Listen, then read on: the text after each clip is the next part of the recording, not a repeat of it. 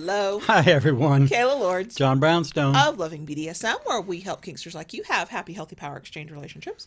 We are back with another of our 5 things you ought to know, quick tips. Here's some good info if you're just getting into kind of a specific kink or BDSM in general or power exchange. And this time we're doing a mutual complementary kink of ours, exhibitionism and voyeurism. I am an exhibitionist. You are a voyeur. Yep. And we are each not at all the other. I am not a voyeur.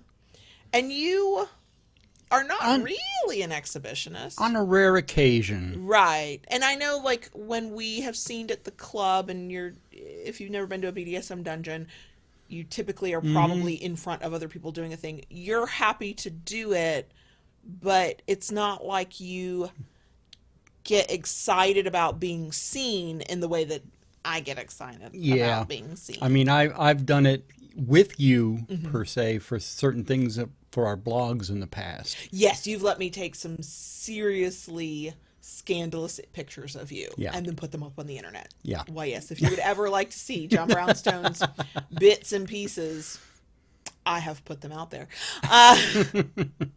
And that is a good way to start. Before we get into these things we think you ought to know about exhibitionism and voyeurism, let's define it real quick. Exhibitionism means that on some level, in some way, you want to be seen, either doing the sexy thing, doing the kinky thing, or to just be watched in some way, that you enjoy it. That can be a sexual pleasure to it or just an extreme enjoyment. For me, it tends to be an extreme enjoyment.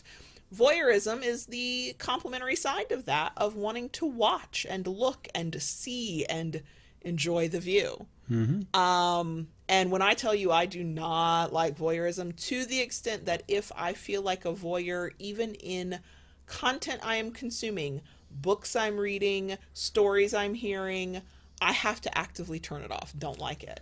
But am I happy to put myself out there to be seen? Apparently, she says as she talks into a microphone and looks into a camera.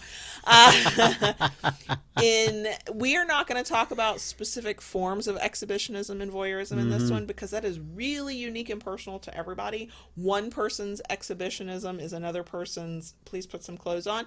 So we're going to talk in general terms about the concept of it and the play of it. That's what we're going to do in these 5 things. Okay. And number 1, consent is just as important as with any kink. I think people tend to get confused with exhibitionism and voyeurism. They're like, oh, well, you just want to be seen, so it doesn't matter who sees you. Oh, you just want to watch, so it doesn't matter who you watch.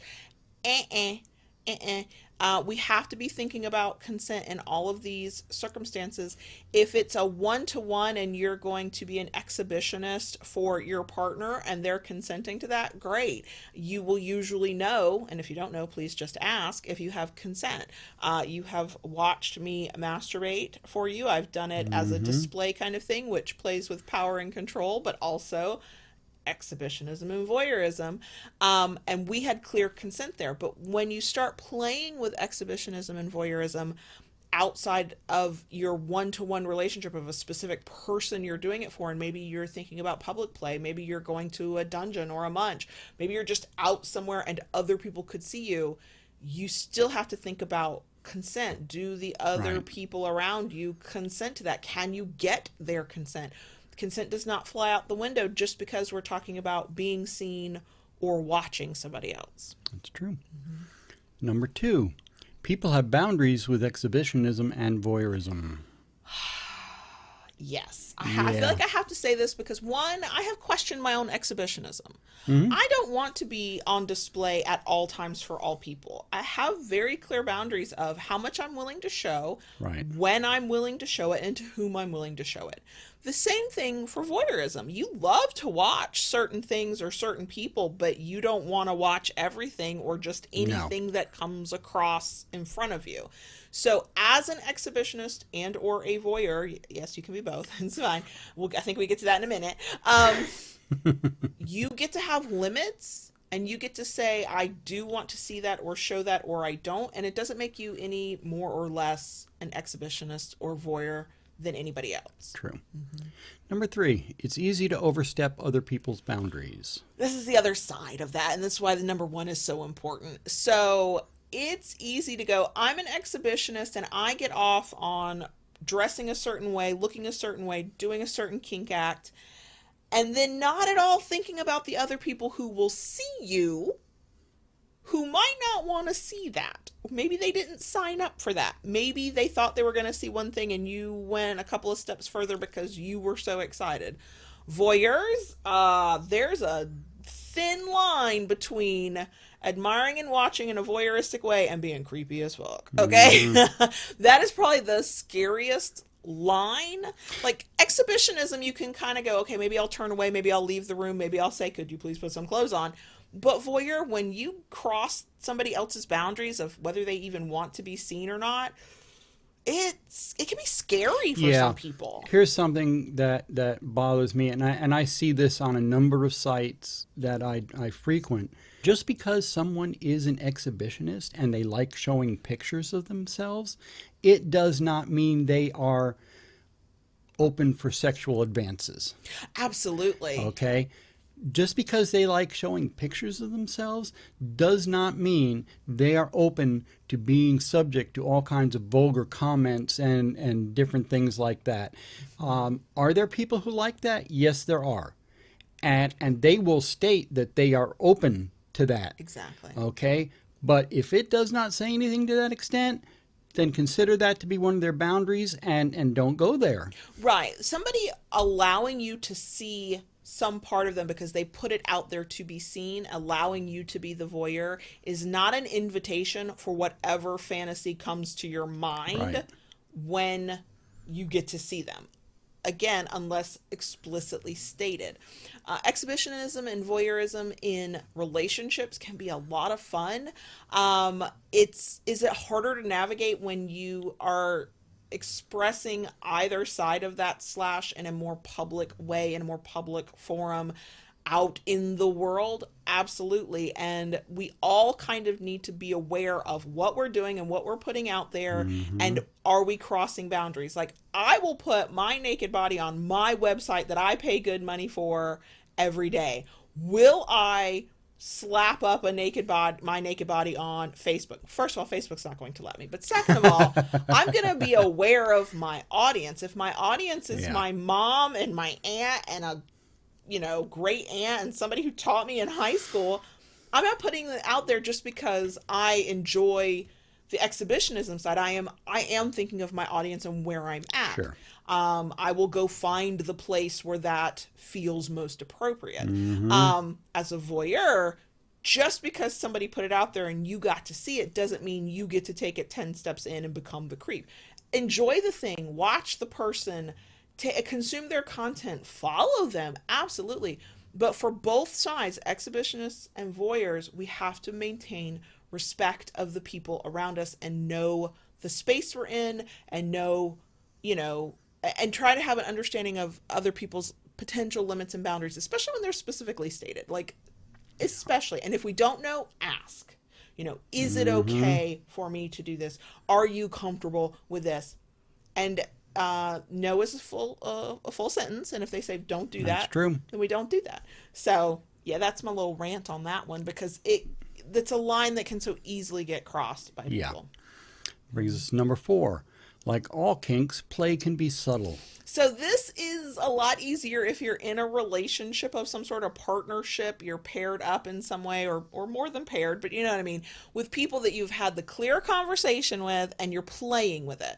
So I remember very clearly one of our first dates, I'm going to put air quotes around that because we were long distance, we were online, we only got to visit one another every so often for the first 18 months of our relationship.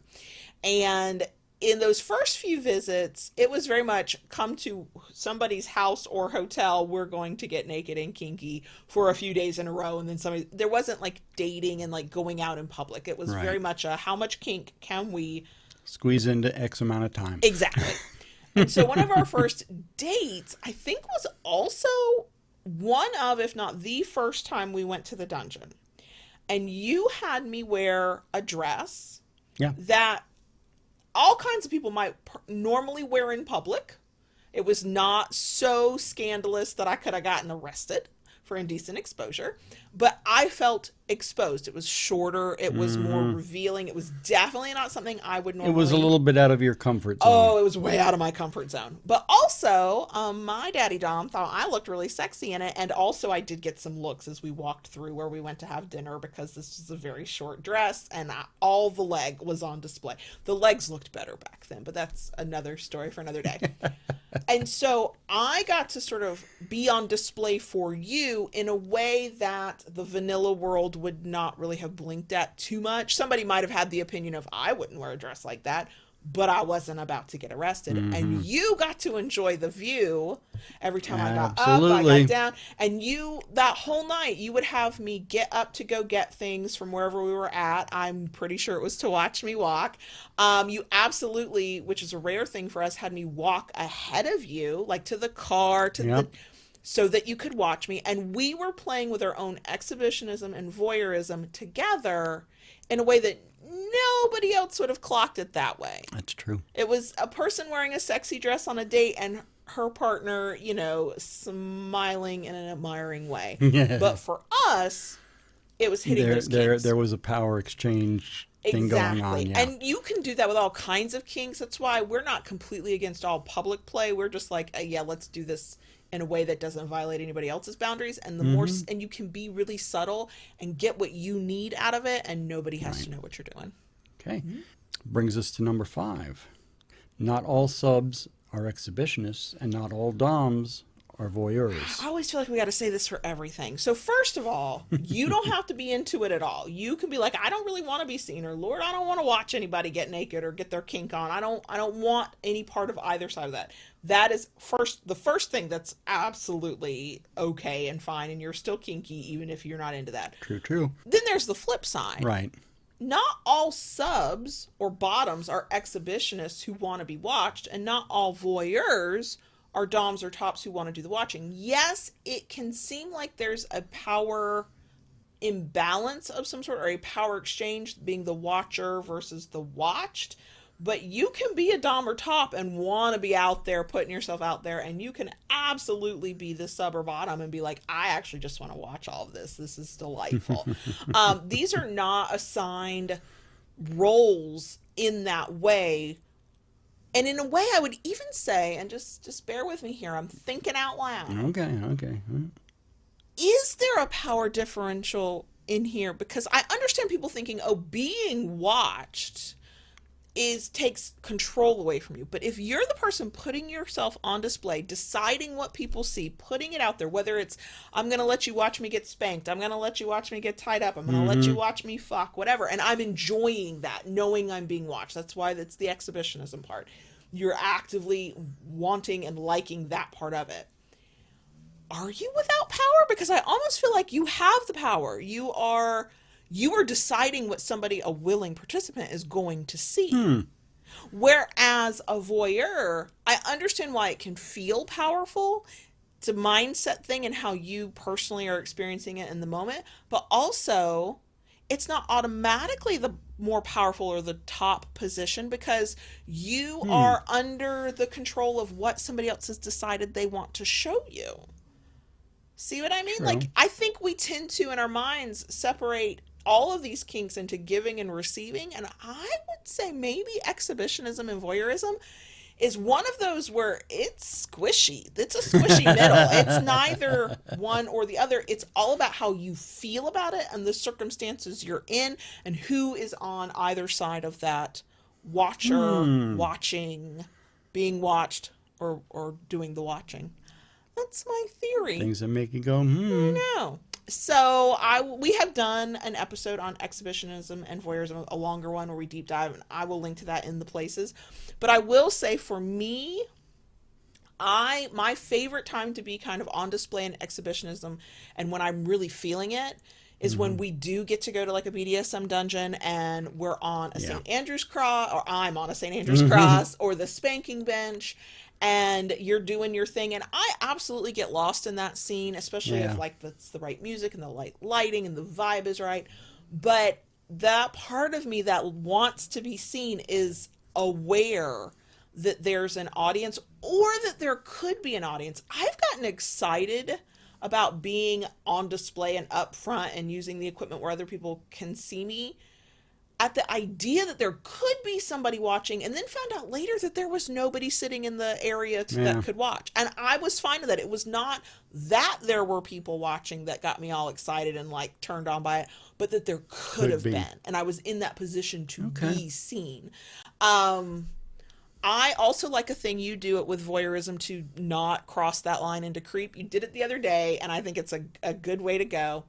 We went to a local park to sit and like have a coffee and talk about stuff that was not this and not kink related.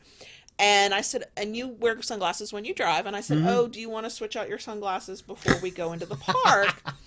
And you said, oh, you're giving away my secrets now. I'm helping others in the service of others. That's why I'm giving away these secrets. You said, no, I'll keep my sunglasses on because at the park there's also a walking trail.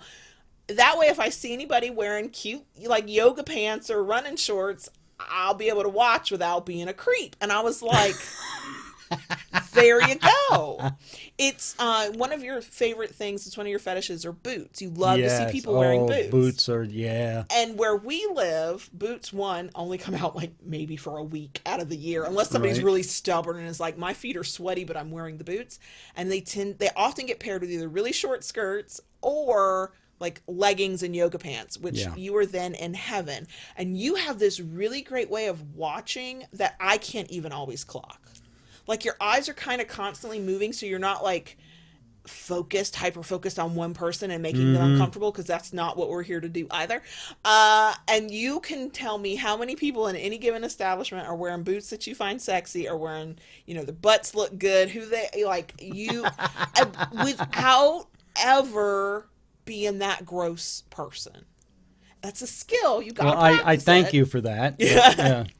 So you get your voyeurism on all over the place and still maintain boundaries. So yes, it can be done. So that is what we have to share this week on exhibitionism and voyeurism. If you consider yourself either one, both, and there are things that you wish people knew or understood about it, please share that down below in the comments.